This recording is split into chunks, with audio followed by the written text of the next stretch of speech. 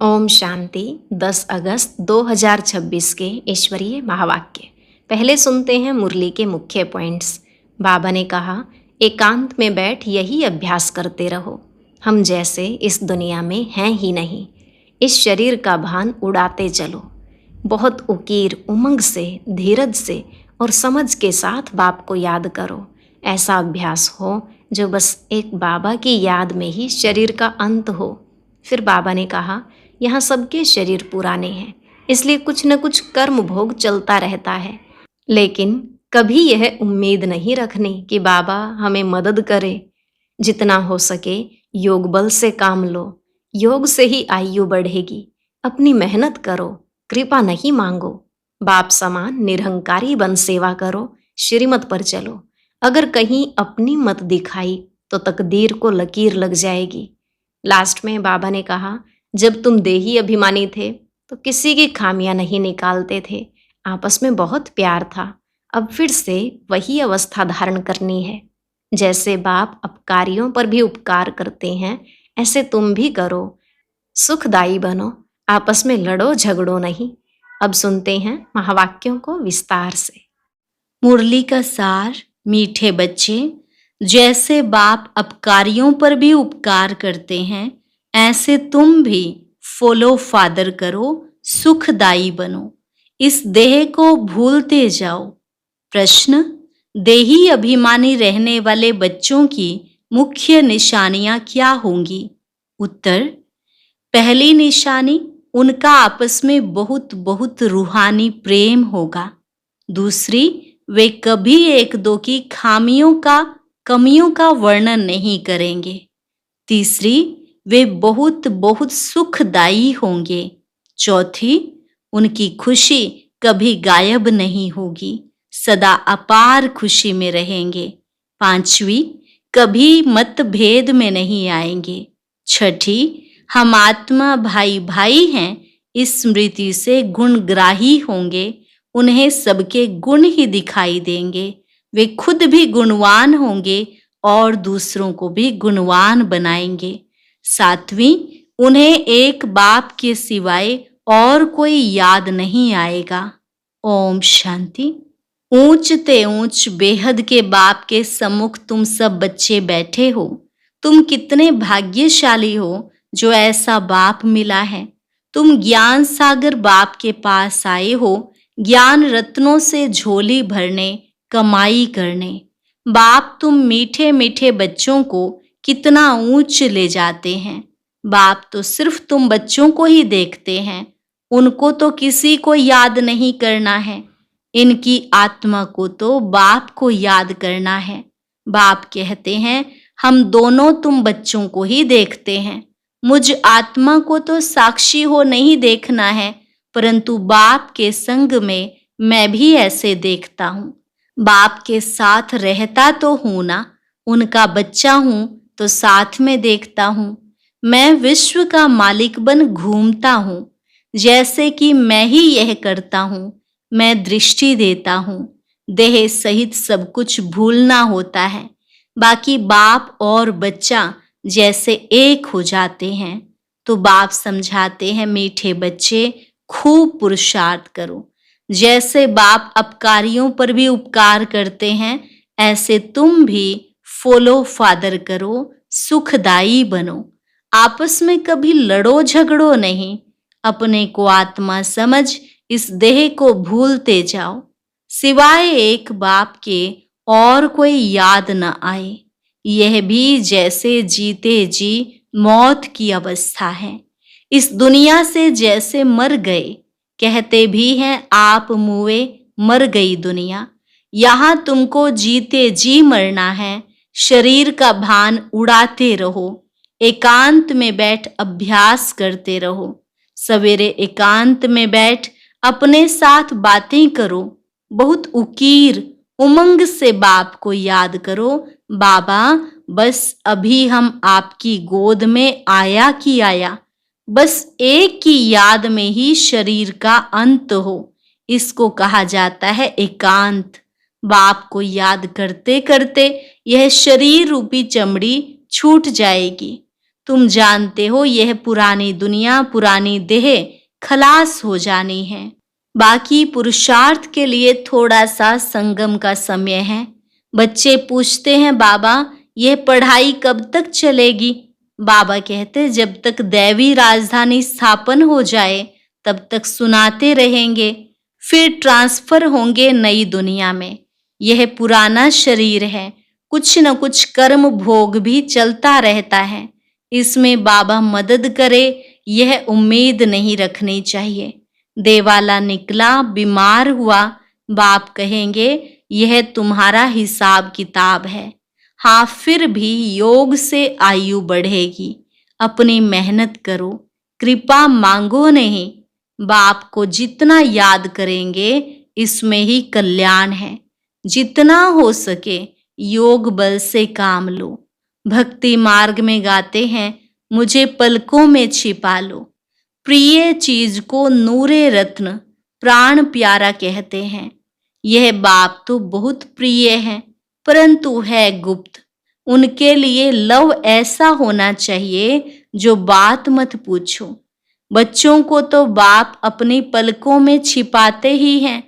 पलके कोई यह आंखें नहीं, यह तो बुद्धि की बात है। मोस्ट बिलविड निराकार बाप हमें पढ़ा रहे हैं।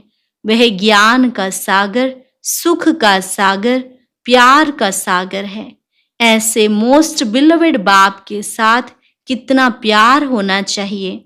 बच्चों की कितनी निष्काम सेवा करते हैं।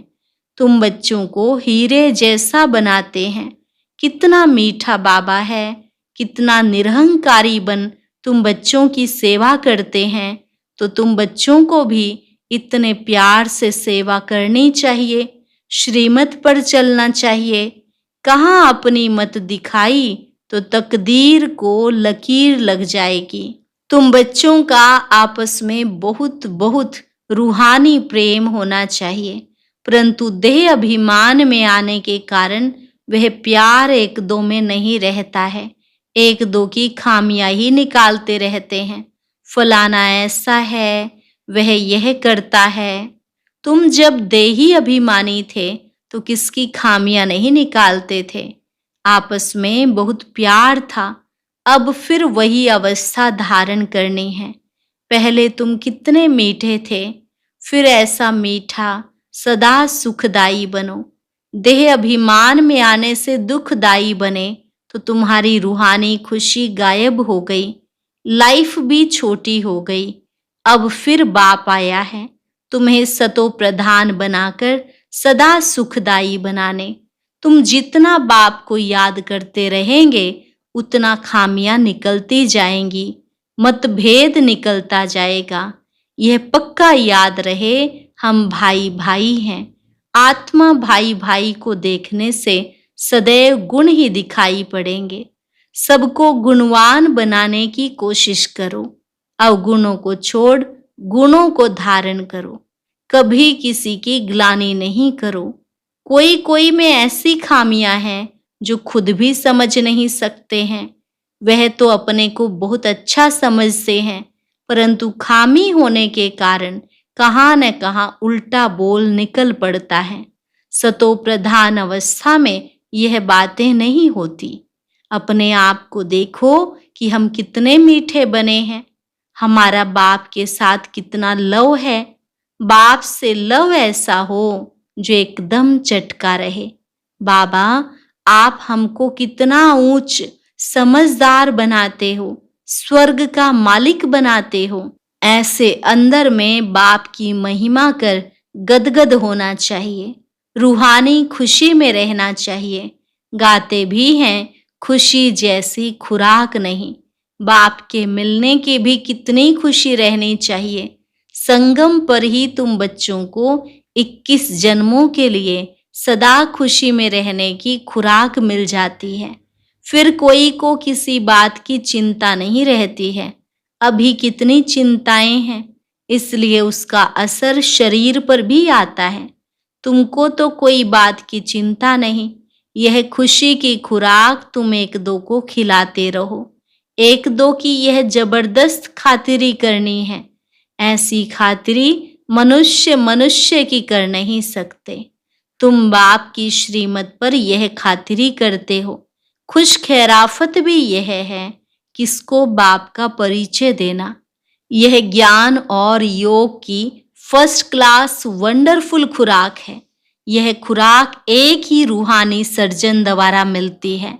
मन मना भव, मध्य भव, बस 2 वर्शंस की यह खुराक है। मोस्ट बिलवेड बाप से विश्व की बादशाही मिलती है। यह कोई कम बात थोड़े ही है। यह 2 वचन ही नामी ग्रामी हैं। इन 2 वचनों से तुम एवर हेल्दी एवर वेल्दी बन जाते हो। तो तुम बच्चों को इन बातों का सिमरन कर हर्षित रहना चाहिए। Godly student life is the best. यह गायन भी अभी का है। जितना हो सके 1-2 को यह रूहानी खुराक पहुंचाओ। 1-2 की उन्नति करो। टाइम वेस्ट ना करो। बड़े धीरज से, गंभीरता से, समझ से बाप को याद करो। अपनी जीवन हीरे जैसी बनाओ। मीठे बच्चे, बाप की जो श्रीमत मिलती है उसमें गफलत नहीं करनी चाहिए। बाप का संदेश सभी को पहुंचाना है। बाप का मैसेज सभी को मिलना तो है ना। मैसेज बहुत सहज है। सिर्फ बोलो, अपने को आत्मा समझ बाप को याद करो और कर्मेंद्रियों से मनसा वाचा कर्मणा कोई भी बुरा कर्म नहीं करो। एक दिन तुम्हारे इस साइलेंस बल का आवाज निकलेगा। दिन प्रतिदिन तुम्हारी उन्नति होती जाएगी। तुम्हारा नाम वाला होता जाएगा। सब समझेंगे यह अच्छी संस्था है, अच्छा काम कर रहे हैं। रास्ता भी बहुत सहज बताते हैं। यह ब्राह्मणों का झाड़ बहुत बढ़ता जाएगा। प्रजा बनती रहेगी। सेंटर्स बहुत वृद्धि को पाएंगे। तुम्हारी प्रदर्शनी भी गांव-गांव में होगी। तुम बच्चों को बड़ी भारी सर्विस करनी है। तुम्हारे नए-नए सेंटर्स खुलते जाएंगे जिसमें अनेक मनुष्य आकर अपनी जीवन हीरे जैसी बनाते रहेंगे। तुम्हें बहुत प्यार से एक-एक की संभाल करनी है। कहाँ किसी बेचारे के पैर खिसक ना जाएं। जितने जास्ती सेंटर्स होंगे उतना जास्ती आकर जियदान पाएंगे। जब आप बच्चों का प्रभाव निकलेगा तो बहुत बुलाएंगे कि यहाँ आकर हमको मनुष्य से देवता बनाने का राजयोग सिखाओ। आगे चलकर बहुत धूमधाम होगी कि वही भगवान आकर आबू में पधारे हैं। तुम बच्चे देख रहे हो कि इस समय पुरानी दुनिया में अनेक इंटरनेशनल रोले हैं। अभी यह सभी रोले खत्म होने हैं। इसकी तुम्हें कोई भी फिक्रात नहीं करनी है। तुम सबको सुनाओ कि इसकी परवाह नहीं करो। अब यह पुरानी दुनिया गई कि गई, इसमें मोह नहीं रखना है। अगर मोह होगा, हृदय शुद्ध नहीं होगा तो अपार खुशी भी नहीं रहेगी। बच्चों को अथाह ज्ञान धन का खजाना मिलता रहता है तो अपार खुशी होनी चाहिए। जितना हृदय शुद्ध होगा उतना औरों को भी शुद्ध बनाएंगे। योग की स्थिति से ही हृदय शुद्ध बनता है। तुम बच्चों को योगी बनने बनाने का भी शौक होना चाहिए। अगर देह में मोह है, देह अभिमान रहता है तो समझो हमारी अवस्था बहुत कच्ची है। देही अभिमानी बच्चे ही सच्चा डायमंड बनते हैं। इसलिए जितना हो सके देही अभिमानी बनने का अभ्यास करो। अच्छा, मीठे मीठे सिकिलधे बच्चों प्रति माता पिता बाप दादा का याद प्यार और गुड मॉर्निंग। रूहानी बाप की रूहानी बच्चों को नमस्ते। रूहानी बच्चों की रूहानी बाप दादा को नमस्ते नमस्ते, गुड मॉर्निंग, शुक्रिया बाबा, शुक्रिया। धारणा के लिए मुख्य सार। पहली पॉइंट, बाप समान निरहंकारी बन बहुत प्यार से सबकी सेवा करनी है। श्रीमत पर चलना है, अपनी मत पर चलकर तकदीर को लकीर नहीं लगानी है। दूसरी पॉइंट, संगम पर बाप द्वारा जो खुशी की खुराक मिली है वही खुराक खाते और खिलाते रहना है। अपना टाइम वेस्ट नहीं करना है।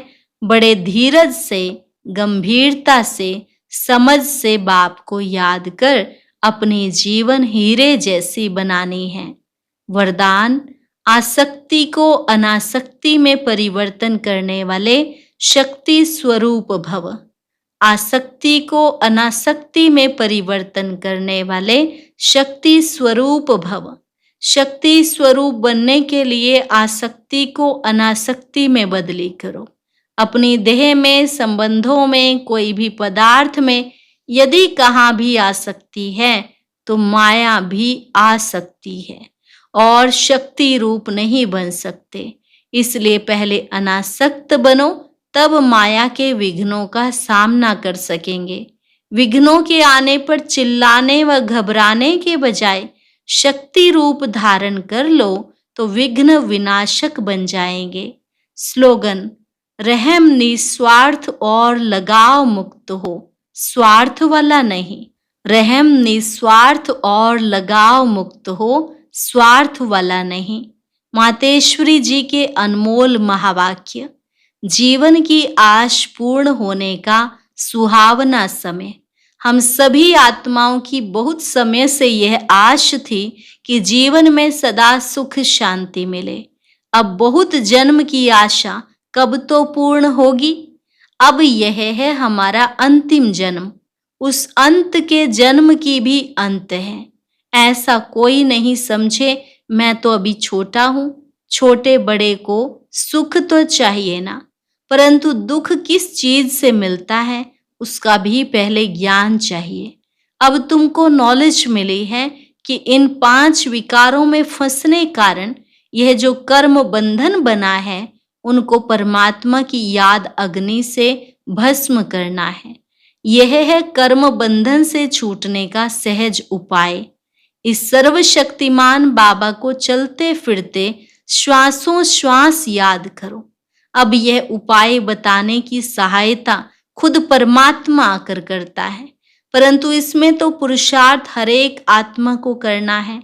परमात्मा तो बाप, टीचर, गुरु रूप में आए हमें वर्षा देते हैं, तो पहले उस बाप का हो जाना है, फिर टीचर से पढ़ना है। जिस पढ़ाई से भविष्य जन्म जन्मांतर सुख की प्रालब्ध बनेगी, अर्थात जीवन मुक्ति पद में पुरुषार्थ अनुसार मर्तबा मिलता है और गुरु रूप में पवित्र बनाए मुक्ति देते हैं। तो इस राज को समझ ऐसा पुरुषार्थ करना है। यही टाइम है पुराना खाता खत्म कर नई जीवन बनाने का। इसी समय जितना पुरुषार्थ कर अपनी आत्मा को पवित्र बनाएंगे उतना ही शुद्ध रिकॉर्ड भरेगा, फिर सारा कल्प चलेगा। तो सारे कल्प का मदार इस समय की कमाई पर है। देखो, इस समय ही तुम्हें आदि मध्यंत का ज्ञान मिलता है। हमको सो देवता बनना है और अपनी चढ़ती कला है। फिर वहां जाके प्रालब्ध भोगेंगे। वहां देवताओं को बाद का पता नहीं पड़ता कि हम गिरेंगे। अगर यह पता होता कि सुख भोगना फिर गिरना है तो गिरने की चिंता में सुख भी भोग नहीं सकेंगे। तो यह ईश्वरीय कायदा रचा हुआ है कि मनुष्य सदा चढ़ने का पुरुषार्थ करता है, अर्थात सुख के लिए कमाई करता है। परंतु ड्रामा में आधा आधा पार्ट बना पड़ा है। जिस राज को हम जानते हैं, परंतु जिस समय सुख की बारी है तो पुरुषार्थ कर सुख लेना है। यह है पुरुषार्थ की खूबी। एक्टर का काम है एक्ट करने समय संपूर्ण खूबी से पार्ट बजाना, जो देखने वाले हियर हियर वाह वाह करें। इसलिए हीरो हीरोइन का पार्ट देवताओं को मिला है, जिन्हों का यादगार चित्र गाया और पूजा जाता है। निर्विकारी प्रवृत्ति में रह कमल फूल समान अवस्था बनाना, यही देवताओं की खूबी है। इस खूबी को भूलने से ही भारत की ऐसी दुर्दशा हुई है। अब फिर से ऐसी जीवन बनाने वाला खुद परमात्मा आया हुआ है। अब उनका हाथ पकड़ने से जीवन नैया पार होगी। अच्छा, अव्यक्त इशारे अपवित्रता के बीज को भी समाप्त कर संपूर्ण स्वच्छ पवित्र बनो। मैं संगम युगी ब्राह्मण हूं। यह व्यर्थ संकल्प अपवित्रता के संस्कार शूद्र के संस्कार व स्वरूप हैं। ऐसा अनुभव हो कि यह अपवित्रता और विस्मृति के संस्कार जो मेरे अर्थात ब्राह्मणपन के नहीं लेकिन शूद्रपन के हैं, उनको मेरा समझ से हो तो माया के वश होकर परेशान होते हो। अच्छा, आज का अव्यक्त ज्ञान मोती सुनने के लिए ऊपर दिए गए बॉक्स पर क्लिक करें। अगर बॉक्स दिखाई नहीं दे रहा है तो ऊपर जो कॉर्नर में शो लिखा हुआ है उस पर क्लिक करें।